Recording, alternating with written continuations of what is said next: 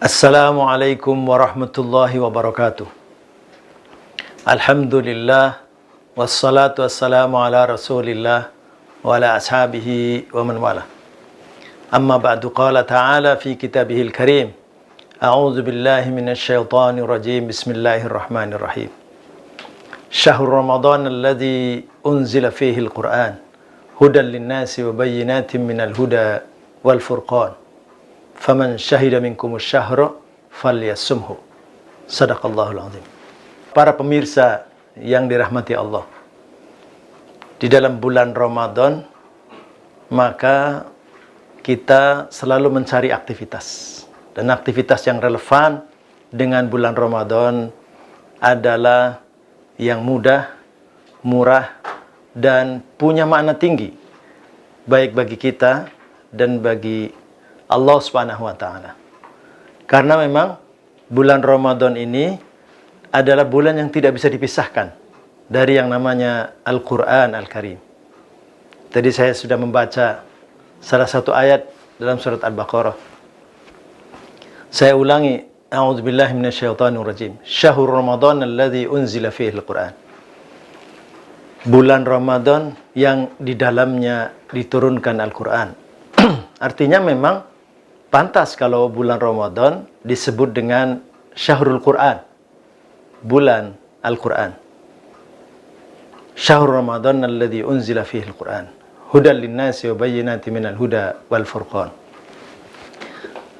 Petunjuk bagi manusia dan penjelasan atas petunjuk itu dan pembeda. Faman syahida minkumus syahra falyasumhu. Barang siapa yang menjumpai bulan itu, barang siapa yang hidup sampai di bulan Ramadan, maka diperintahkan buat dia puasa. Oleh karenanya, bulan Ramadan adalah Syahrul Quran. Dia adalah bulan Al-Quran. Tetapi dia karena ada kewajiban bagi yang menyaksikan bulan Ramadan, falyasumhu, maka berpuasalah di dalamnya. Maka bulan itu juga disebut dengan Syahrus Siyam, bulan puasa. Nah, puasa itu menahan diri dari terbitnya matahari sampai terbenamnya matahari. Ada beberapa hal yang harus ditahan, dan yang paling ekstrim adalah yang halal tetapi tidak boleh, yakni makan dan minum.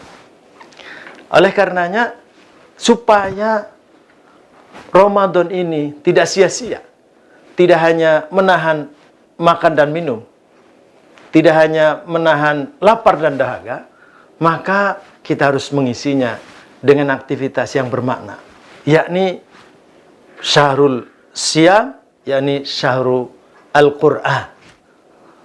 Nah, kenapa secara normatif, secara substansi, secara keyakinan kita meyakini huwallazi yunazzilu ala abdihi ayatin bayyinatin liyukhrijakum minaz-zulumati ilan nur wallahu bikum laraufur rahim.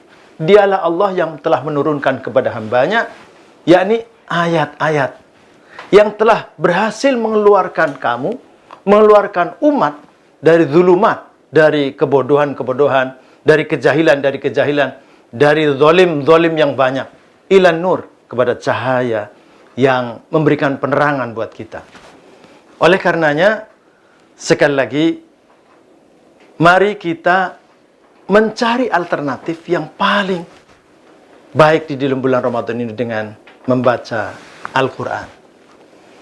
Dan baca Al-Quran ternyata adalah contoh, adalah aturan, adalah aktivitas yang sudah ditekankan oleh Rasulullah SAW. Kalau kata Syekh Mutawalli Sya'rawi, membaca Al-Quran biasa mengambil dari yatslu alaihim ayatihi, yaitu ketika Allah Subhanahu wa Ta'ala merintahkan kepada Rasulullah SAW untuk membacakan ayat-ayat Allah, yakni dengan tilawah. Tilawah menurut Syekh Mutawalli Sya'rawi yang pertama dengan qiraatihi, dengan membacanya.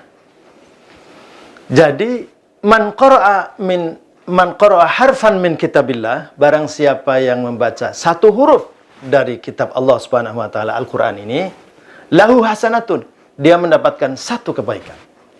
Wal hasanatu bi asyri amsalihha, dan satu kebaikan itu mempunyai 10 derajat pahala. Luar biasa. Oleh karenanya sungguh rugi kalau kita melewati menit demi menit, waktu demi waktu di dalam bulan Ramadan kalau tidak diisi dengan Al-Qur'an. Syahrul Siyam, yakni syahrul Qur'an.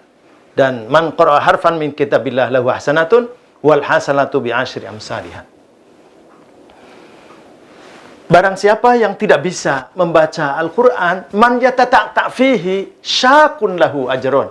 Barang siapa yang tidak bisa atau susah membaca Al-Qur'an, maka kata Rasulullah sallallahu alaihi wasallam, Allah Subhanahu wa taala akan memberikan pahala buat dia, akan memberikan nilai buat dia, syakun lahu ajrun. Maka dia akan 2 kali lipat pahalanya. Oleh karenanya rugi kalau kemudian kita tidak melewati Ramadan itu dengan membaca Al-Qur'an. Kemudian yang kedua, bihifzihi, yakni dengan menghafalnya. Tilawah itu tidak hanya dengan qiraah, tetapi juga dengan menghafal. Kenapa? Karena ternyata kita ini hidup, ujungnya nanti kan meninggal dunia dan menghadap kepada Allah Subhanahu wa taala. Dan ketika menghadap kepada Allah Subhanahu wa taala, andaikan kita masuk surga, maka kira-kira testingnya begini. Iqra sumartaqi fa inna manzilataka fi akhir ayatin taqra. Bacalah Quran. Baca tidak ada mushaf, maknanya bihifzihi, dengan menghafalnya. Jadi kita menghafal Al-Quran sampai akhirat, sampai kiamat, sampai ke kita di dunia lain, yakni kita ketika menghadap Allah Subhanahu wa taala. Iqra sumartaq. Bacalah dan terus baca. Fa inna manzilataka fi akhir ayatin taqra. Dan tempat kedudukan kamu adalah di akhir yang kamu sudah tidak lagi ada lagi bacaan. Oleh karenanya perbanyaklah menghafal Al-Quran. Dan yang ketiga, yakni bihifzihi, yakni bifahmihi, yakni dengan memahaminya. Tidak mungkin kita membaca dan menghafal kemudian bisa mengambil manfaat kalau kita tidak faham. Oleh karenanya, aktivitas kita bagaimana supaya dijiwai Al-Quran, maka harus memahaminya. Jadi wala taqfu ma laysa laka bihi ilm. Inna sam'a wal basara wal fuada kullu ulaika kana anhu mas'ula. Jangan kita melakukan kegiatan yang kita tidak punya pemahaman, pengetahuan tentang itu. Kenapa? Karena pendengaran, penglihatan, dan akal budi kita nanti akan dimintai pertanggungjawaban di hadapan Allah Subhanahu wa taala. Oleh karena yang ketiga adalah memahaminya. Dan yang keempat terakhir adalah wabitatbiqihi. Kita coba apa benar Al-Quran ini memberi manfaat buat diri kita, bagi tubuh kita, bagi keluarga kita, bagi lingkungan kita. Maka kita coba bahwa ternyata Al-Quran yang sudah terbukti mengeluarkan dari kezaliman-kezaliman yang banyak kepada nur, kita cobakan untuk diri kita.